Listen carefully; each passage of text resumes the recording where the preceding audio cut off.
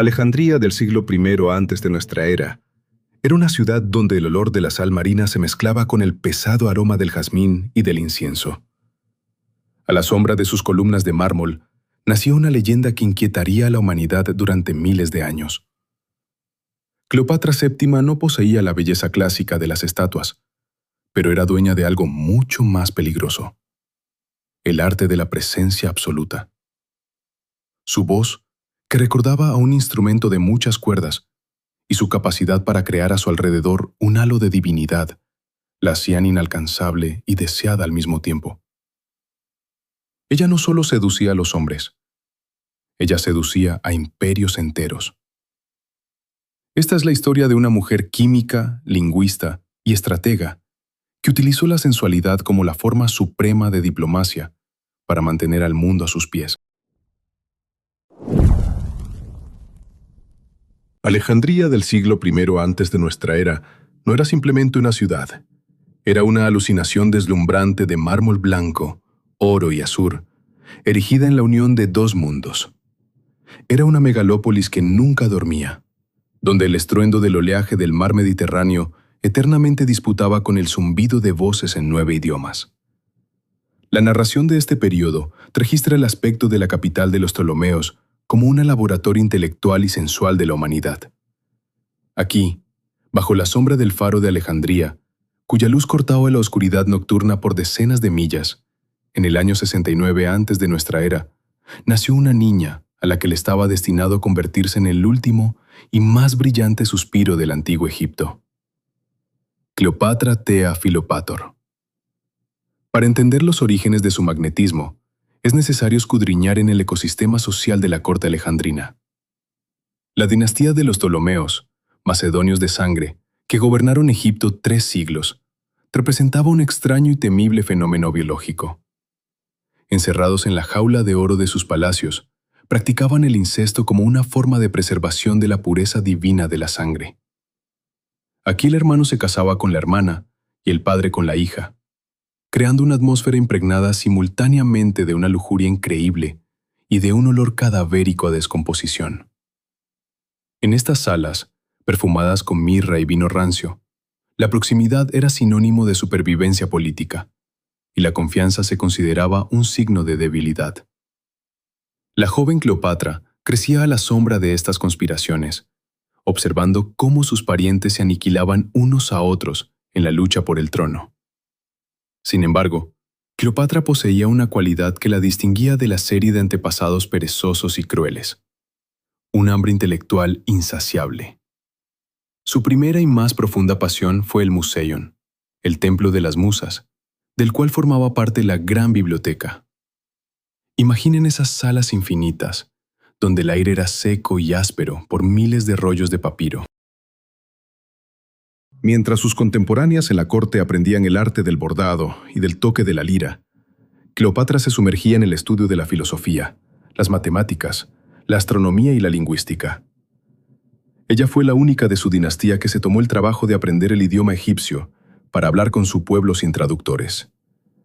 El conocimiento se convirtió para ella en una forma de erotismo, una forma de penetración profunda, casi íntima, en la esencia de las cosas y de las personas. La voz de Cleopatra, como notaron más tarde los cronistas, fue su principal instrumento de seducción. No era simplemente un sonido, sino un complejo aparato acústico capaz de cambiar la tonalidad y el ritmo dependiendo del oyente. Plutarco comparaba su habla con un instrumento de muchas cuerdas en el cual ella tocaba con el virtuosismo de un maestro. Ella entendía que el intelecto es la forma más fina de sexualidad.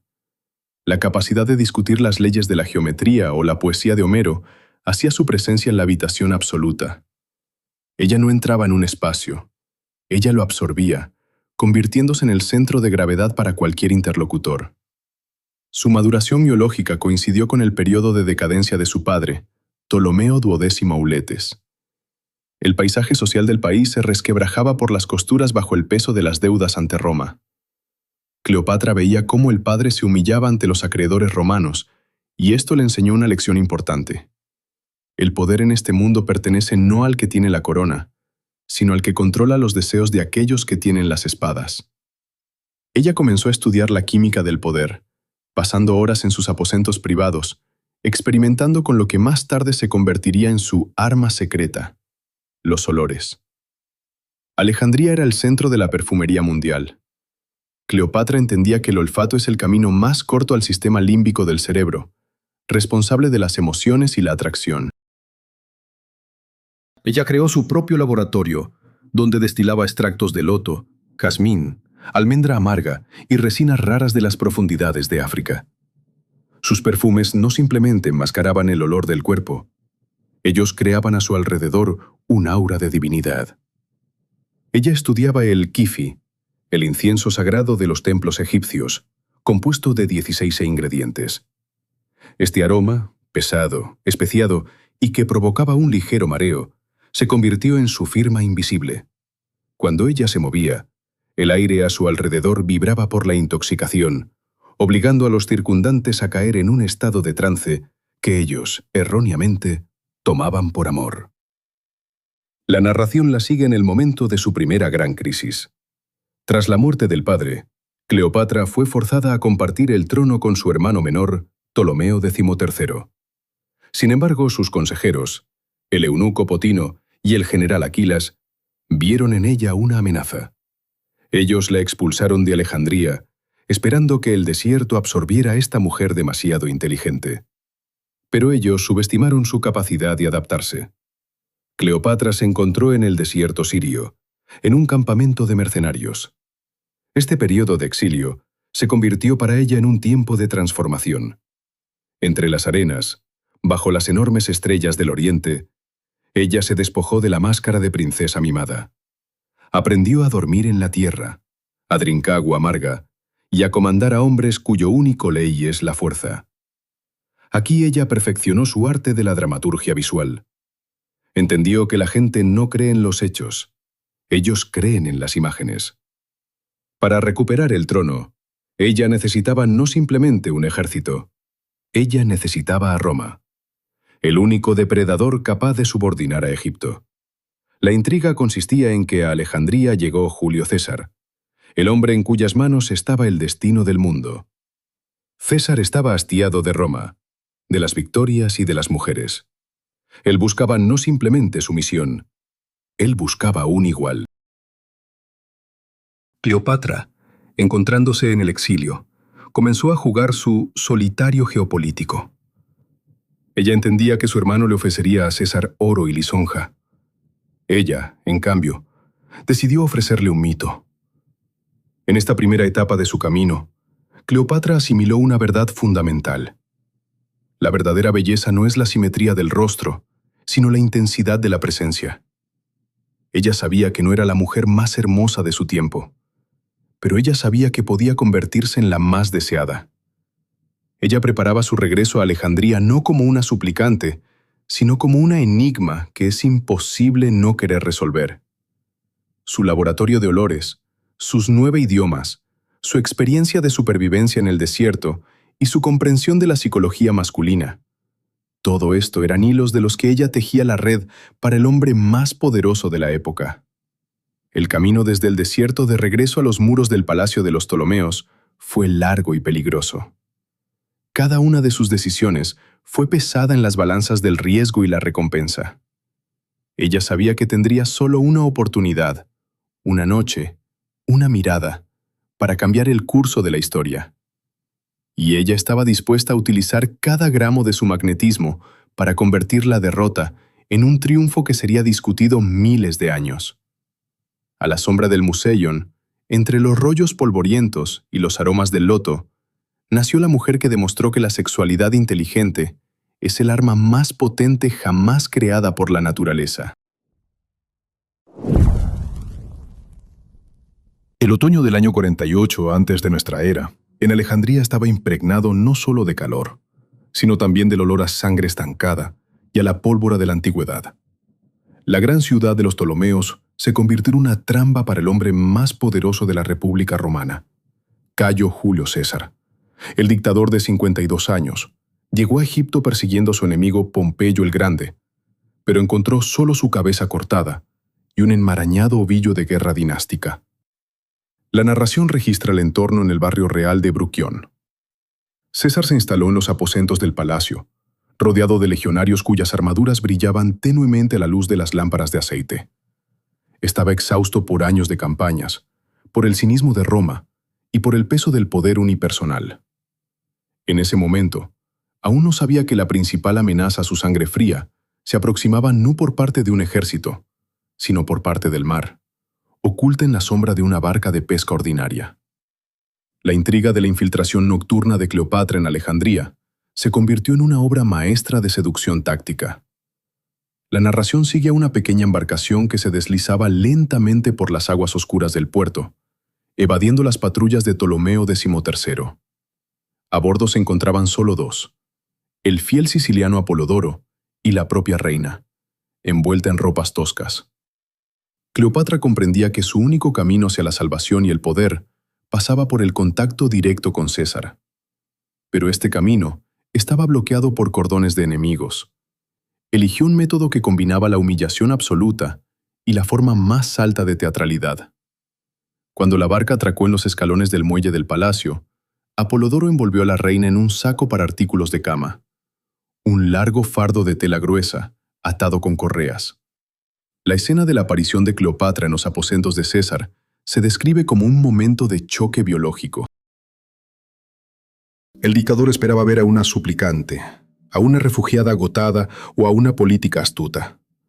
En su lugar, cuando Apolodoro desató las correas y la pesada tela cayó sobre el suelo de mármol, de ella surgió una mujer joven en un estado de desnudez casi divina, apenas cubierta por un visón transparente. La narración registra los detalles de su aspecto en aquel instante. Su piel, ungida con aceites preciosos, brillaba en la penumbra, y sus ojos, delineados con espeso antimonio, lucían un brillo febril. Pero el factor principal no era su apariencia, sino su postura. No temblaba de miedo.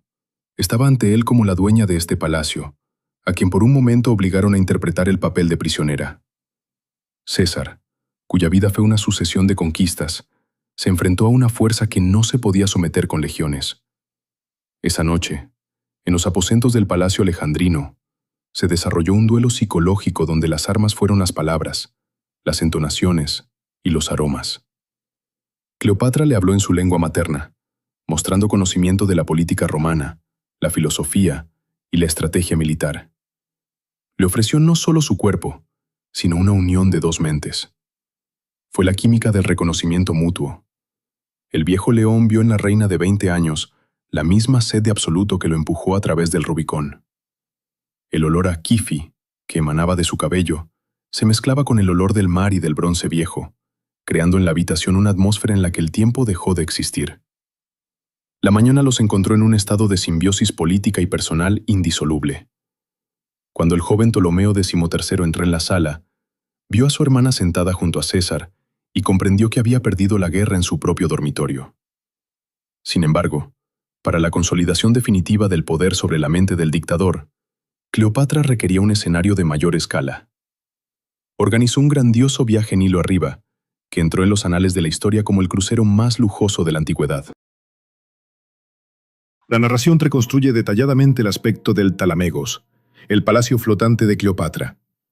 Esta embarcación era una maravilla de la ingeniería de la época. 90 metros de largo, 40 metros de altura, una estructura de múltiples cubiertas de cedro y ciprés. A bordo se ubicaban columnatas revestidas de oro y marfil, jardines con plantas exóticas y santuarios de dioses. Durante varias semanas, este leviatán se movió lentamente contra la corriente del Nilo, acompañado por una flotilla de 400 naves de guardia. César, acostumbrado al ascetismo de la vida de campamento, fue sumergido en una atmósfera de total abundancia sensorial. Cleopatra le mostraba a Egipto no como una provincia, sino como una tierra sagrada donde ella era la encarnación viva de Isis. Durante este viaje, Cleopatra utilizó la arquitectura y la religión como herramientas de control íntimo. Visitaban templos donde los sacerdotes se inclinaban ante ellos como ante dioses corregentes. Ella le explicaba los ciclos del desborde del Nilo, el movimiento de las estrellas y las antiguas profecías, convirtiéndose en su única guía en este mundo de eternidad. César, que siempre soñó con un estatus divino, encontró en Egipto y en Cleopatra la confirmación de su excepcionalidad. Su atracción sexual hacia ella se alimentaba del éxtasis intelectual. Ella era para él no un juguete oriental, sino una mujer-estado, cuya mente era tan flexible y peligrosa como las curvas del río.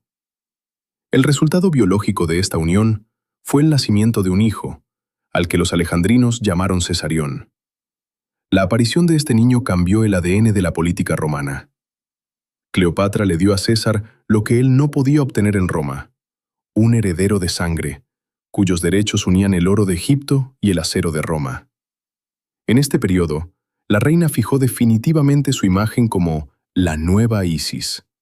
Su vestuario, sus gestos, su forma de aparecer en público, todo estaba subordinado a la idea del erotismo sagrado. Era una diosa inalcanzable que descendió hasta el héroe mortal para engendrar una nueva era. El paisaje social de Alejandría en estos meses representaba una extraña mezcla de estado de sitio y fiesta incesante. Mientras que en los suburbios de la ciudad aún estallaban escaramuzas entre los partidarios de Ptolomeo y las legiones romanas, en el centro de Bruquión, Cleopatra y César construían una nueva realidad. Ella le enseñó a ver el mundo con los ojos de un monarca helenístico, para quien los súbditos no eran ciudadanos, sino hijos de la divinidad. Esta influencia de Cleopatra se volvería más tarde fatal para César en Roma. Pero aquí, bajo el brillante sol egipcio, parecía la única forma de existencia posible. En el final de esta etapa, vemos a Cleopatra de pie en la cubierta del Talamegos junto a César. Alcanzó lo imposible. Recuperó el trono, eliminó a sus rivales y ató a sí misma al hombre más poderoso del mundo. Pero sabía que retener al depredador es más difícil que atraparlo. Se preparaba para el siguiente paso, el traslado a Roma, a la guarida del enemigo, donde sus armas debían volverse aún más finas y afiladas. La tela del deseo en la que una vez se envolvió se convirtió en una red sólida que enredó el destino del Imperio Romano. Cleopatra comprendía que ahora no era simplemente la reina del Valle del Nilo. Era una sombra caída sobre el corazón mismo de la ciudad eterna. Y esta sombra era hermosa y mortífera al mismo tiempo. El año 46 antes de nuestra era se convirtió para Roma en un tiempo de gran triunfo y de terror oculto. La capital de la República, que durante siglos había construido su identidad sobre la severa disciplina, la hermandad masculina y el desprecio hacia la afeminación oriental, se preparaba para recibir a Julio César, regresado de la campaña egipcia. Pero tras la carroza del dictador, seguía una sombra que asustaba a los senadores romanos más que todas las legiones galas. Cleopatra Tea Filopátor había llegado a la ciudad eterna. La narración registra esta fractura histórica. La aparición de la reina del Nilo en Roma no fue una visita oficial de la jefa de un estado extranjero. Fue una invasión de la sensualidad alejandrina en el corazón mismo del racionalismo romano. César instaló a Cleopatra en su villa personal en los jardines tras el Tíber, en el actual Trastevere. Este lugar se convirtió instantáneamente en un enclave extraterritorial donde las leyes de Roma dejaron de tener vigor. La narración reconstruye detalladamente la atmósfera de este refugio. Mientras en el foro se disputaba sobre la libertad y la dictadura, en la villa de César, el aire vibraba por el sonar de los címbalos y estaba espeso por el aroma de los inciensos árabes. Cleopatra trajo consigo no simplemente una comitiva, sino un ecosistema entero de lujo. Guardianes nubios con la piel del color del ébano, sirvientas en sedas egipcias semitransparentes y sabios de la biblioteca. Todo esto creaba decorados en los que los patricios romanos se sentían simultáneamente fascinados y profundamente ofendidos. Para Cleopatra, la estancia en Roma fue la forma suprema de guerra psicológica. Ella entendía que la sociedad romana estaba construida sobre la supresión de los deseos en aras del deber estatal. Su estrategia consistía en desnudar este conflicto. Ella no simplemente recibía invitados. Ella daba audiencias, sentada en el trono como la encarnación viva de la diosa Isis Afrodita. La narración registra los detalles de su dramaturgia visual. Cada elemento de su atuendo, desde los masivos collares Usek de oro hasta las diademas con forma de cobra de la más fina elaboración, subrayaba su exclusividad divina. Era la única mujer libre en una ciudad donde todas las demás mujeres eran solo sombras de sus esposos y padres. La tensión erótica entre la reina y la élite romana se convirtió en el principal ruido de fondo de la época. Los romanos la llamaban la ramera egipcia, pero al mismo tiempo copiaban secretamente sus peinados, su manera de delinearse los ojos y sus perfumes. Cicerón, el gran orador y defensor de la República, visitaba su villa y más tarde escribía sobre su profunda aversión hacia ella. Pero en su furia se leía la impotencia de un hombre enfrentado a un intelecto que no podía someter a la lógica. Cleopatra utilizaba su sexualidad inteligente como un instrumento de control social. Sus salones intelectuales se convirtieron en el lugar donde se hacía la política real. Tras una copa de vino alejandrino, bajo los sonidos de la lira, ella provocaba a los romanos con su propia limitación, ofreciéndoles una visión del mundo donde el placer y el poder son inseparables. El punto culminante de su audacia fue el incidente en el templo de Venus Genetrix. César, definitivamente cegado por la influencia de Cleopatra, colocó dentro del templo, santuario de su propia estirpe, una estatua de oro de la reina de Egipto junto a la estatua de la diosa. La narración describe el choque que experimentó la ciudad. Cleopatra, una extranjera y amante, fue oficialmente introducida en el panteón romano. Esto fue un acto de provocación sagrada. Para los romanos, esto significaba que César ya no se consideraba el primero entre iguales. Él se veía como un monarca oriental cuya fuente de poder no es el pueblo, sino la carne divina de la mujer que yacía en su cama. El brillo dorado de la estatua en la penumbra del templo se convirtió en el símbolo del fin de la República y del inicio de una época donde el deseo personal del dictador está por encima de la ley. La influencia de Cleopatra sobre la fisiología y la psique de César en este periodo fue absoluta. El dictador comenzó a vestir ropas largas de corte oriental, a adornarse con joyas y a pensar en el traslado de la capital a Alejandría. La narración lo sigue a las salas del Senado, donde sus colegas veían ante sí a un hombre cuya mente estaba infectada por Egipto. Cleopatra creó a su alrededor un vacío en el que solo existían ella, su hijo Cesarión y el gran futuro de un imperio unido de Oriente y Occidente. Pero este aislamiento engendró un odio mortal. Los conspiradores, que afilaban los puñales bajo la sombra de los pórticos de Pompeyo, veían en Cleopatra no simplemente a una mujer, sino a un virus que destruía el ADN de Roma. Los idus de marzo del año 44 antes de nuestra era se desplomaron sobre Cleopatra repentinamente. La sangre de César en el suelo de mármol del Senado significaba el colapso instantáneo de toda su arquitectura de poder. La narración registra el brusco cambio de decorados. La villa tras el Tíber, ayer todavía el centro del mundo, se convirtió en una trampa mortal. La muerte de César arrancó el velo del odio de los romanos. La reina, privada de la protección de su titán, se encontró cara a cara con una ciudad que ansiaba su sangre. Pero fue precisamente en este momento cuando se manifestó la verdadera naturaleza de Cleopatra la estratega. Mientras Roma se sumergía en el caos de la guerra civil, ella mantenía una calma gélida. Su huida de Roma se describe como una compleja operación logística y psicológica. Ella no simplemente se fue, ella desapareció, dejando tras de sí una estela de desconcierto. Ella entendía que ahora Egipto era su única fortaleza, y Cesarión su única carta de triunfo. La narración sigue a sus barcos, alejándose hacia el mar abierto bajo la cubierta de la noche.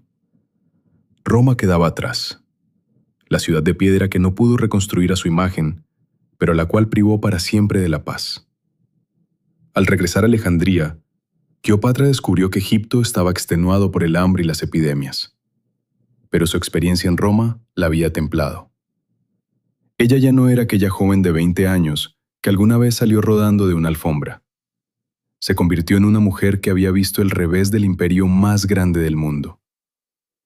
Comenzó un programa a gran escala de restauración del país, controlando personalmente las reservas de grano y la construcción de sistemas de irrigación. La narración la registra en este periodo como la madre del pueblo, que utiliza su divinidad no para banquetes, sino para la consolidación de la nación ante el choque inevitable.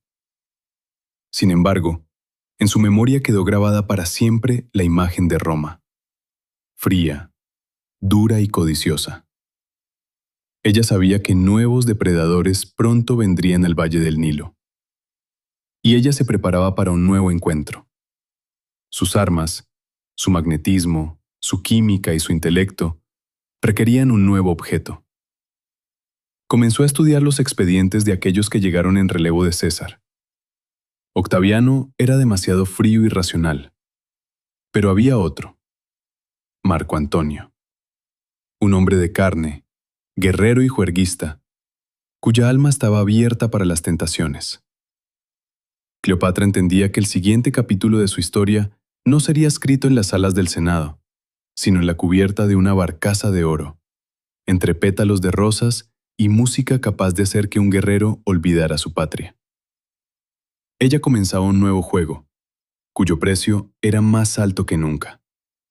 Y su primer movimiento debía convertirse en el más deslumbrante de la historia de la humanidad.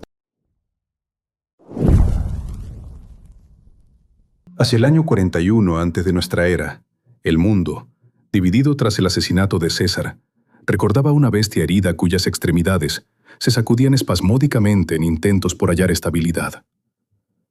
La República Romana, de hecho, había dejado de existir, cediendo su lugar al triunvirato, donde la fuerza más brillante e inestable era Marco Antonio. La narración registra su posición. El general de 40 años, dueño de las provincias orientales, se instaló en la ciudad cilicia de Tarso.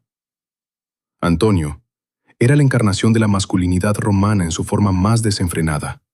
Atlético, ruidoso, propenso a los excesos y sediento de adoración. Se veía a sí mismo como un nuevo Dioniso, el dios del vino y del éxtasis. Sin embargo, para retener el poder en Oriente, necesitaba el oro de Egipto. Convocó a Cleopatra a su corte, esperando ver a una reina vasalla sumisa. Pero no sospechaba que Cleopatra hacía tiempo había convertido la espera en una forma de tortura psicológica. La intriga de su encuentro comenzó mucho antes de que su quilla tocara las aguas del río Sidno.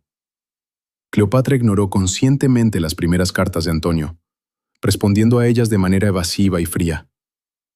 Creó un vacío, un déficit de su presencia, que obligaba al general romano, acostumbrado a la obediencia instantánea, a caer en un estado de irritación impaciente que pasaba fluidamente a la obsesión. Ella comprendía que Antonio no era César. A César había que sorprenderlo con el intelecto.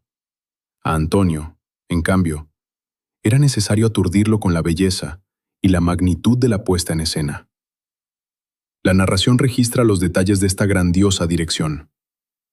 Mientras Antonio la esperaba en la polvorienta Tarso, en los astilleros alejandrinos, los mejores maestros de Egipto creaban el decorado para la seducción más cara de la historia. La llegada de Cleopatra a Tarso se describe como un ataque sensorial a la ciudad. La narración sigue el movimiento de la barcaza de oro contra la corriente del río, bajo los rayos del sol poniente.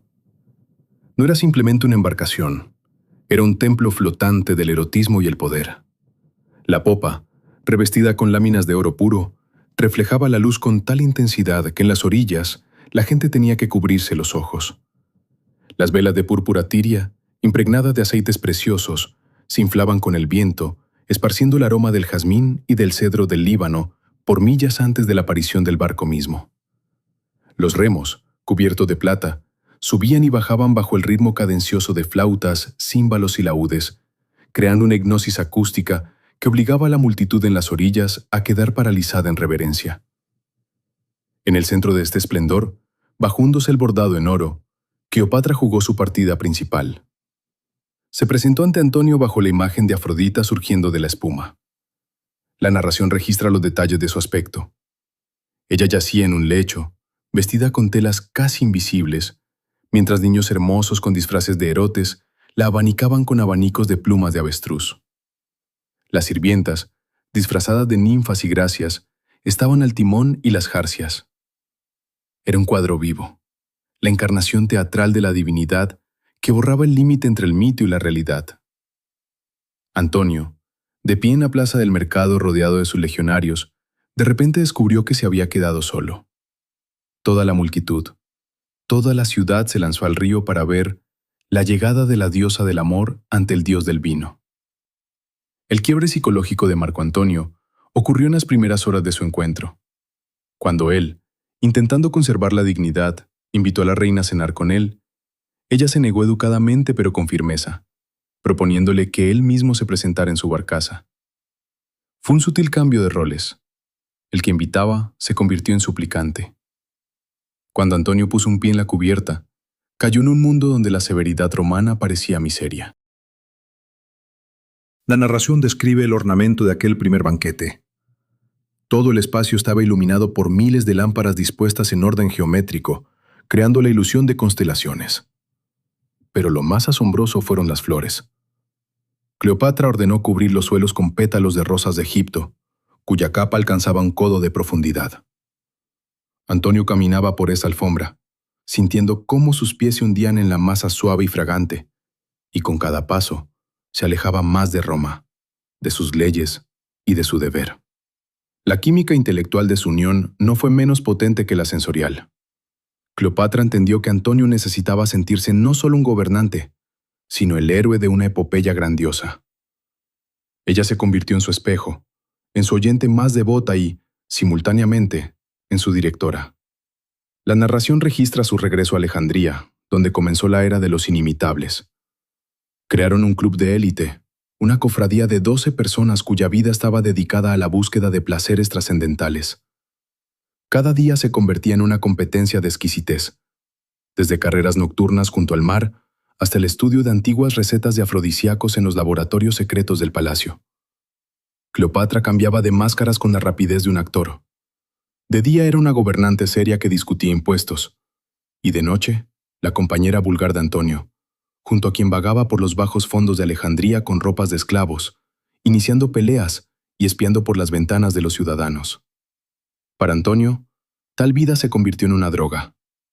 Cleopatra le dio lo que Roma no podía darle: la sensación de impunidad divina. En este espacio de erotismo sagrado, ella controlaba cada uno de sus deseos. Estudiaba su fisiología, comprendiendo cuándo debía acercarle una copa de vino con un ligero narcótico y cuándo leerle versos que provocaran lágrimas. La narración registra este periodo como un asedio químico de la mente del general. Ella lo ató a sí misma, no solo con amor, sino con la costumbre al lujo que solo ella podía proporcionar. El guerrero romano se convertía lentamente en un déspota oriental, cuyos intereses se redujeron a los límites del dormitorio y la sala de banquetes. El paisaje social de Alejandría en estos años prosperó sobre el fondo de esta locura. El oro de Antonio, que él succionaba de las provincias orientales, fluía al tesoro de Cleopatra, permitiéndole restaurar la flota y fortalecer el ejército. La reina utilizaba a su amante como un ariete financiero y militar, expandiendo las fronteras de Egipto hasta los tamaños de los tiempos del apogeo de los faraones. Mientras Octaviano en Roma construía su poder sobre el ascetismo y la propaganda de valores tradicionales, Cleopatra y Antonio edificaban un universo alternativo, donde el culto a la personalidad era inseparable del culto al placer. Se declaraban nuevos dioses, acuñando monedas con los perfiles unidos, lo que a los ojos de los romanos era el colmo del sacrilegio. En el final de esta etapa, vemos a Cleopatra en el pico de su poderío magnético. Logró convertir a un rudo soldado romano en plastilina en sus manos. Pero tras el brillo deslumbrante de los banquetes y las montañas de pétalos de rosa, ella veía la creciente sombra de Octaviano. Comprendía que este mundo de seda y oro chocaría inevitablemente con el mundo de hierro y disciplina. Pero mientras la música de las flautas ahogaba el estruendo de la guerra que se aproximaba, ella continuaba su juego. Sabía que Antonio ya no se pertenecía a sí mismo. Se había convertido en parte de su mito, de su ADN. La sombra de Antonio, que alguna vez cubrió medio mundo, ahora era solo un contorno que ella llenaba con su luz. La barcaza de oro aún se deslizaba por las olas del Nilo, Pero Cleopatra ya había comenzado a preparar para Antonio, y para ella misma, otro escenario. Un escenario donde el amor sería la única justificación de su caída común, y la muerte, el último acto de su vida inimitable. La Alejandría de los años 30 antes de nuestra era se convirtió en un laboratorio aislado de hedonismo absoluto, donde cada suspiro era dictado por la estética y cada placer tenía un trasfondo político. Mientras el resto del mundo se estremecía por las guerras y la escasez de recursos, la capital de Cleopatra prosperaba, alimentada por el oro del Oriente y la fertilidad del Nilo. La narración de este periodo registra la vida cotidiana de la reina y de su triunviro romano como una búsqueda continua de lo trascendental. Fue una época en la que la línea entre el presupuesto estatal y el capricho privado se borró definitivamente. Cleopatra creó alrededor de Antonio un capullo de goces que era más sólido que cualquier muralla, utilizando para ello todos los avances de la ciencia antigua, desde la alquimia de vanguardia hasta la alta gastronomía. El espacio interior del Palacio Bruchion se describe como un laberinto sensorial. Los suelos, pavimentados con granito rosa de Asuán, siempre estaban frescos, y las paredes se ocultaban tras pesadas cortinas de bisón, empapadas en púrpura marina. Cleopatra, cuyos conocimientos en el campo de la química y la farmacología superaban los de sus médicos de la corte, supervisaba personalmente la creación de productos cosméticos y de perfumería. La narración registra los detalles de su cuidado personal, que era parte de su imagen mágica. Baños de leche agria de burras para el brillo de la piel, mascarillas de miel y piedras preciosas trituradas hasta el polvo, antimonio mezclado con grasa de aves raras, para crear aquella misma mirada hipnótica. Ella escribió un tratado, Cosmeticón, donde describía la influencia de los extractos vegetales en la pasión humana, convirtiendo su dormitorio en una extensión de un laboratorio científico. El episodio más famoso y simbólico de esta época fue su legendaria disputa sobre el costo de una sola cena. La narración reconstruye detalladamente la escena de este banquete que Antonio consideraba el colmo del lujo. Cleopatra, manteniendo una sonrisa irónica, declaró que podía gastar 10 millones de sestercios en un solo cambio de platos. Cuando las mesas fueron retiradas, ante ella pusieron solo una copa con vinagre fuerte. La reina se quitó de la oreja una de las 2 perlas más grandes del mundo, valorada en la fortuna de una provincia entera, y la arrojó a la copa. La narración registra el proceso químico. El calcio de la perla, bajo el efecto del ácido, comenzó a disolverse, convirtiendo la joya en un líquido turbio. Cleopatra bebió la solución, demostrando a Antonio que ella está por encima de los valores materiales y que su capacidad de absorber riquezas es igual a su capacidad de gobernarlas. Este gesto fue un acto de suprema dominación erótica. Ella mostró que puede destruir lo que otros idolatran por un triunfo fugaz. La confirmación biológica de su unión fueron los hijos, cuyos nombres estaban imbuidos de un simbolismo cósmico. Alejandro Helios, Sol, y Cleopatra Selene, Luna. Más tarde se le sumó Ptolomeo Filadelfo. La narración describe su aparición en público como ídolos vivos de un nuevo imperio. Cleopatra utilizó la maternidad como un instrumento de legitimación del poder de Antonio en el Oriente. Ella lo convenció de llevar a cabo las donaciones de Alejandría, una grandiosa ceremonia en el gimnasio donde Antonio, sentado en un trono de oro con la vestimenta de Dioniso, repartió oficialmente las provincias romanas orientales a Cleopatra y a sus hijos. Fue el momento de la ruptura definitiva de Antonio con la identidad romana. Ya no era el protector de la República. Se convirtió en el corregente de una diosa egipcia, otorgando las tierras de su pueblo a su amante. La atmósfera psicológica de Alejandría en este periodo estaba impregnada de la química de la dependencia. Cleopatra continuaba perfeccionando la composición del kifi y otros inciensos que se utilizaban durante sus festines nocturnos.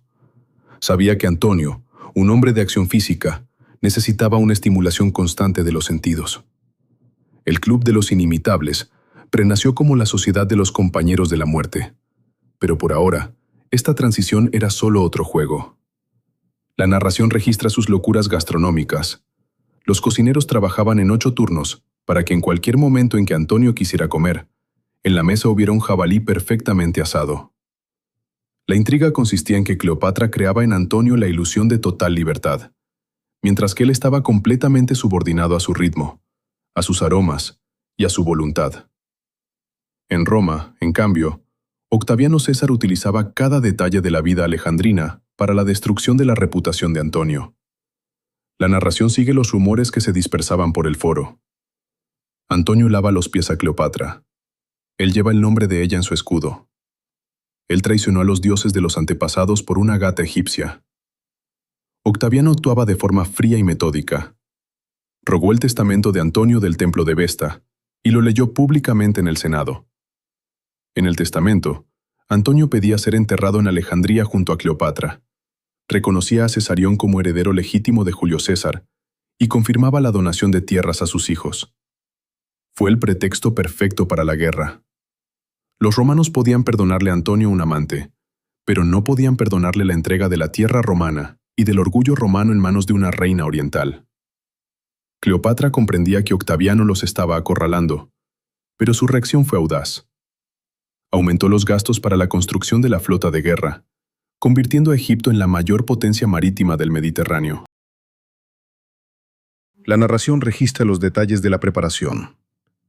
En los astilleros de Alejandría y Pelucio, día y noche sonaban las hachas, creando quinquerremes gigantes capaces de llevar a cientos de remeros y máquinas de asedio. El dinero para esta armada lo obtenía Cleopatra vaciando los tesoros de los templos, sustituyendo el oro por bronce. Pero sus súbditos le seguían siendo fieles, creyendo en su divinidad. Se preparaba para el choque final, comprendiendo que esta guerra sería una batalla no de ejércitos, sino de cosmovisiones. El orden romano y la pasión egipcia. En este periodo, Cleopatra alcanzó el máximo de su magnetismo personal. Era la mujer mito, cuya imagen se reproducía en gemas y estatuas por todo el Oriente. Su sexualidad ya no era simplemente atracción de la carne, sino una institución estatal. Acostumbró a Antonio a la idea de que sin ella, el mundo sería gris y sin vida. La narración describe sus últimos paseos juntos por las orillas del Nilo bajo la guardia de jinetes con armaduras de escamas. El aire estaba electrizado por el presentimiento de la tormenta. Cleopatra sabía que Octaviano no venía por la tierra, venía por ella, para llevarla encadenada tras su carroza. Pero también sabía que la química de su poder es capaz de un último experimento, el más increíble de todos. La intriga se desplaza a la costa occidental de Grecia, en el Golfo de Actium, donde la flota de Cleopatra y las legiones de Antonio debían encontrarse con las fuerzas de Roma. Cleopatra insistió en su presencia en el campamento, lo que provocaba la furia de los oficiales romanos de Antonio. Temía dejarlo solo, recelando que Octaviano encontrara la forma de sobornar su lealtad. La narración registra la tensión creciente. El consejo de guerra se convirtió en una continuación del banquete, donde la reina, vestida con armadura y capa púrpura, dictaba la estrategia a los mejores generales de la República. Creía que su suerte, su protección divina y sus barcos podrían aplastar el frío cálculo de Octaviano. La perla había sido disuelta, los hijos nombrados en honor a los astros celestes, y el mundo estaba listo para explotar. Cleopatra estaba en la proa de su buque insignia, Antonia, mirando al horizonte, donde ya se reunían las nubes de la tormenta romana. Y en su mirada no había miedo, solo el cálculo de un depredador listo para su último salto, el más arriesgado de todos. Septiembre del año 31 antes de nuestra era convirtió el mar Jónico en una arena donde se decidía el destino no simplemente de dos ejércitos, sino de dos conceptos fundamentales de la existencia humana. En el Golfo de Accio, en las costas occidentales de Grecia, se encontraron dos flotas que representaban el frío pragmatismo del Occidente y el deslumbrante lujo del Oriente. La narración de este periodo registra la opresiva atmósfera de espera, el calor pesado y pegajoso, la inmovilidad de las velas en la calma chicha y el fragor metálico de las armaduras que llegaba desde las cubiertas.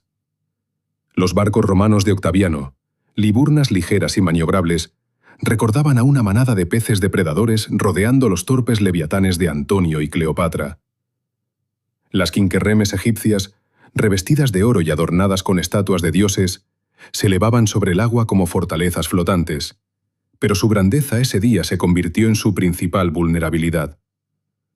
La batalla de Accio se describe como una sinfonía de destrucción. La narración sigue los sonidos del combate: el crujido ensordecedor de los remos rompiéndose, el silbido de cientos de miles de flechas que nublaban el sol, y el sordo fragor de las máquinas de lanzamiento. El aire se llenó rápidamente de un humo acre de resina ardiendo y de los gritos de miles de remeros atrapados en las bodegas de las naves que se hundían. Cleopatra se encontraba en el epicentro mismo de este caos, en su buque insignia de velas púrpuras.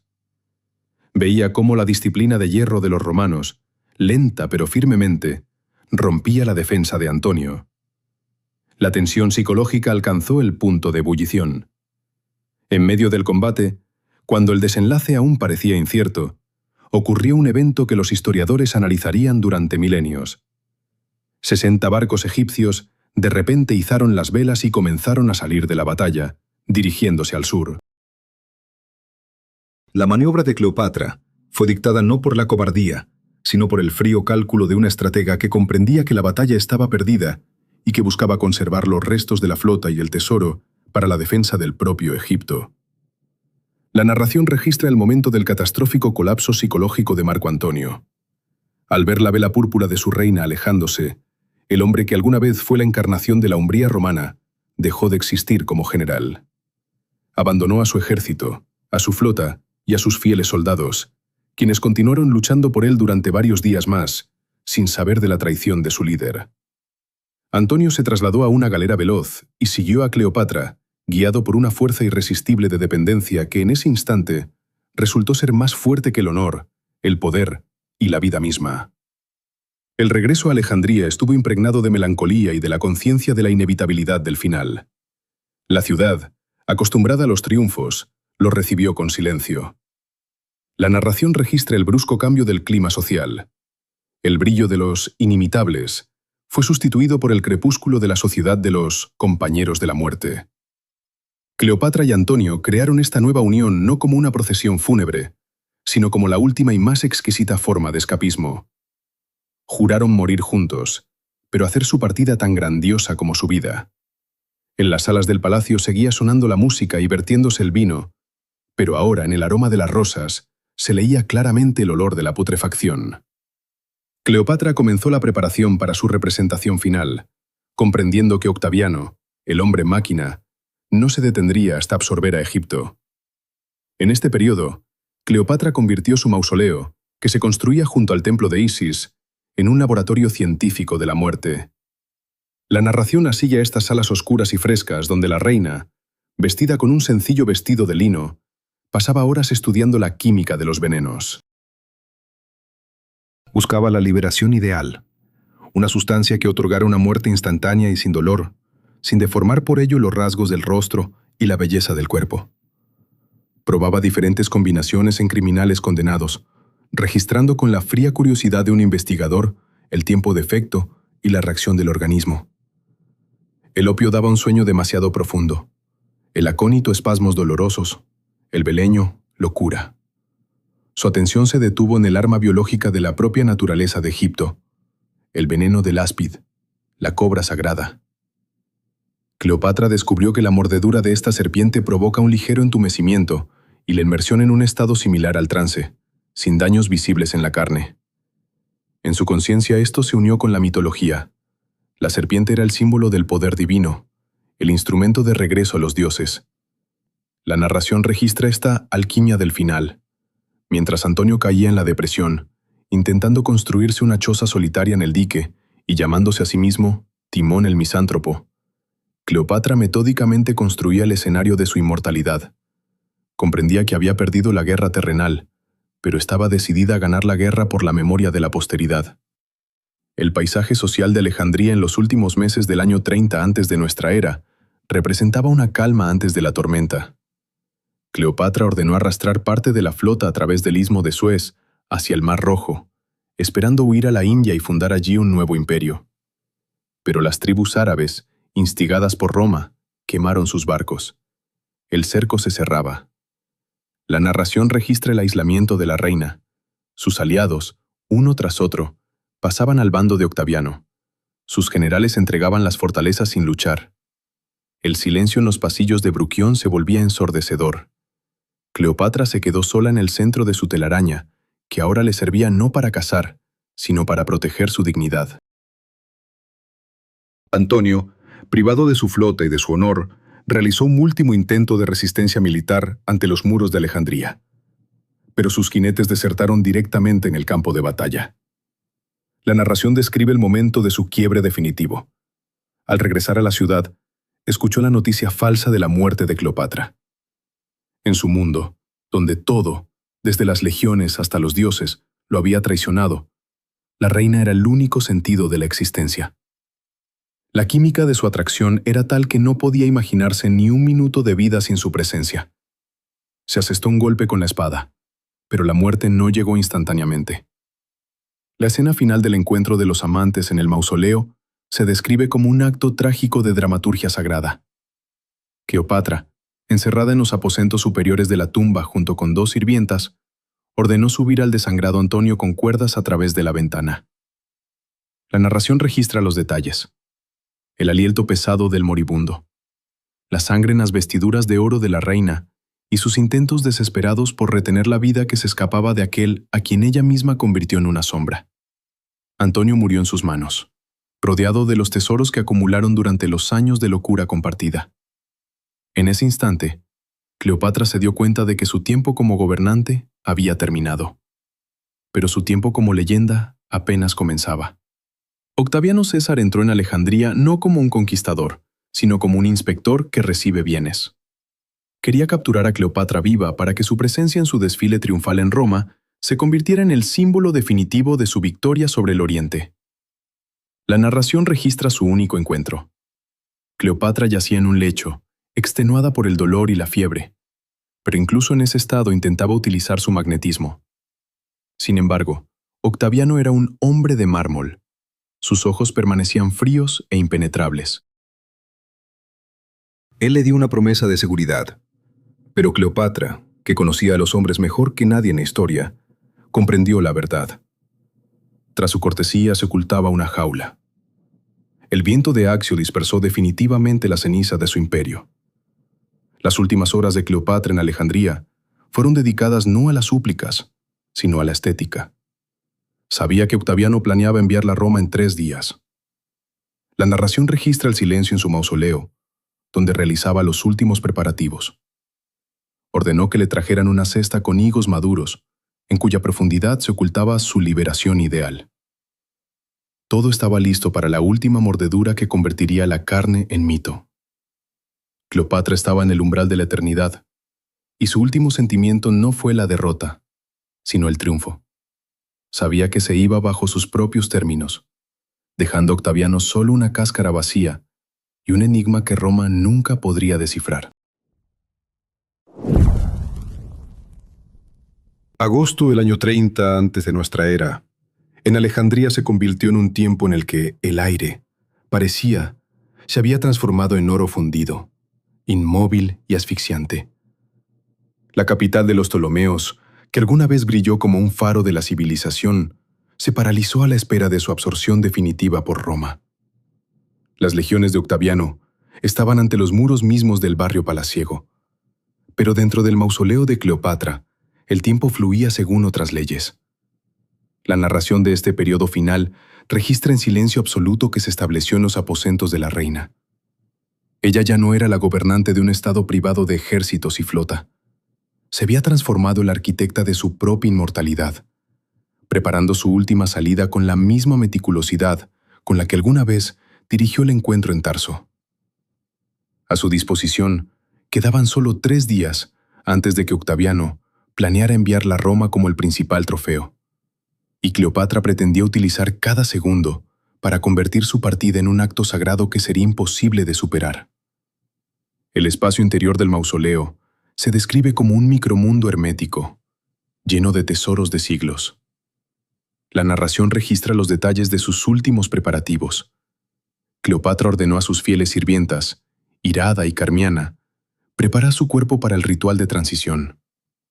Esto no era un simple lavado, era una alquimia de transformación. La reina fue sumergida en una bañera llena de agua de rosas y aceites esenciales de almendra amarga, para que su piel adquiriera un brillo de porcelana. Luego la vistieron con las más lujosas regalías, aquel mismo vestido de finísimo bisón con el que ella se presentaba bajo la imagen de Isis, y joyas masivas de lapislázuli y oro. La narración sigue cada movimiento. Sobre su frente colocaron la diadema con la imagen del Ureo, la cobra sagrada lista para el ataque. Cleopatra comprendía que Octaviano quería exhibir su derrota, pero ella se preparaba para mostrar al mundo su divinidad. El último banquete de la reina de Egipto se describe como un manifiesto de dignidad. Rodeada de montañas de vajilla de oro y aromas de jazmín, Cleopatra degustaba platos exquisitos, manteniendo una calma absoluta.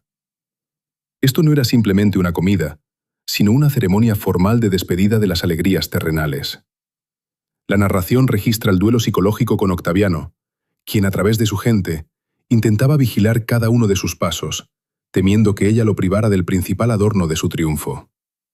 La intriga alcanzó su apogeo cuando, a las puertas del mausoleo, se acercó un simple campesino con una cesta de higos maduros.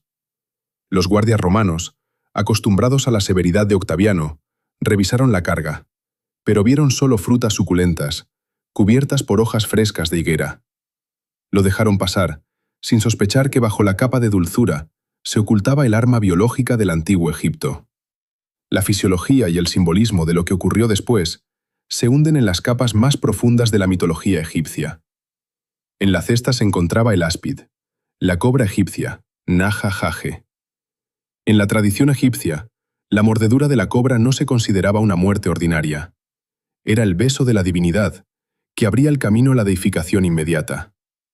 El veneno de la cobra, que posee una acción neurotóxica, provocaba la inmersión en un sueño profundo, paralizando gradualmente la respiración, pero sin dejar en el cuerpo huellas de convulsiones o dolor. Cleopatra, que había estudiado los venenos toda su vida, eligió este método como el más estético y sagrado. Se aplicó la serpiente a su pecho, uniendo en este gesto sensualidad y maternidad, convirtiendo el acto de autodestrucción en un acto de suprema unión con los dioses. La escena del hallazgo de la reina muerta se describe como un momento de triunfo de la estética sobre la fuerza. Cuando los guerreros de Octaviano irrumpieron en los aposentos, esperaban ver caos y desesperación. En su lugar, ante ellos se presentó un cuadro congelado. Cleopatra yacía en el lecho de oro con todas sus vestiduras reales, luciendo como si simplemente se hubiera sumergido en un sueño profundo. A sus pies moría Irada, mientras Carmiana, apenas sosteniéndose en pie, ajustaba la diadema en la cabeza de su señora. La narración registra la furia de los oficiales romanos, al darse cuenta de que la mujer a la que consideraban una presa se les había escapado, dejando solo una cáscara vacía. Ante su pregunta airada de si era esto digno, Carmiana respondió con su último aliento, confirmando que fue un acto digno de una descendiente de tantos reyes. Octaviano, siendo un maestro de las relaciones públicas políticas, se vio obligado a reconocer la derrota. No obtuvo a Cleopatra viva, no pudo quebrar su espíritu, y no pudo exponerla a la vergüenza de la multitud romana. En su lugar, ordenó llevar en su desfile triunfal su imagen, en la que estaba plasmada la serpiente rodeando su brazo. De este modo, incluso en su triunfo, Cleopatra permanecía como la figura central, atrayendo todas las miradas. Ella venció a Roma con su elección final, convirtiendo su derrota en una leyenda que sobrevivirá a los imperios. Con su muerte, terminó la dinastía de 300 años de los Ptolomeos y la historia de 3000 años de los faraones. Egipto se convirtió en provincia, pero su última reina se convirtió en un código cultural inmortal. El legado de Cleopatra en los 2 milenios posteriores se transformó en un flujo infinito de interpretaciones. La narración analiza este fenómeno, desde el odio de los poetas romanos hasta la admiración de los artistas del Renacimiento y las divas de Hollywood. Cleopatra se convirtió en un espejo universal en el que cada época veía sus propios miedos y deseos. Su imagen se limpió de los fracasos políticos y se fijó en la memoria de la humanidad como el símbolo de la mujer absoluta, aquella que posee el secreto del magnetismo y es capaz de poner el intelecto al servicio de la pasión. Su ADN se disolvió en la historia, convirtiéndose en parte del mito global sobre el poder, el amor y la muerte. Con un estilo de observación filosófica concluimos este estudio de Cleopatra VII. Ella no fue la más hermosa. Ella no fue la que tuvo más suerte. Pero ella fue la más consciente en el uso de su carisma. Demostró que una mujer líder puede jugar según las reglas de los hombres y ganar, creando sus propias reglas. Su vida fue un experimento grandioso de convertir la realidad en arte. Mirando las ruinas de Alejandría hoy, ocultas bajo las aguas de la bahía, se puede sentir solo la sombra de su presencia, pero su voz continúa sonando en cada aroma de aceites orientales, en cada brillo del oro y en cada intento del hombre por superar los límites de su mortalidad a través de la creación de su propio mito. Cleopatra se fue bajo sus propios términos, dejando al mundo el enigma de su rostro y la fuerza de su intelecto. Enseñó a la humanidad que el verdadero poder consiste no en los territorios, sino en la capacidad de permanecer en la memoria de los siglos. El último abrazo de la cobra se convirtió no en el fin, sino en el comienzo de su viaje infinito por los laberintos de la imaginación humana. La última reina de Egipto cerró los ojos en Alejandría en el año 30 antes de nuestra era, para nunca más ser olvidada. Su expedición a lo profundo de los corazones humanos concluyó con una victoria total, y mientras su nombre resuene, Egipto permanece vivo, y su última diosa, eternamente deseada e inalcanzable.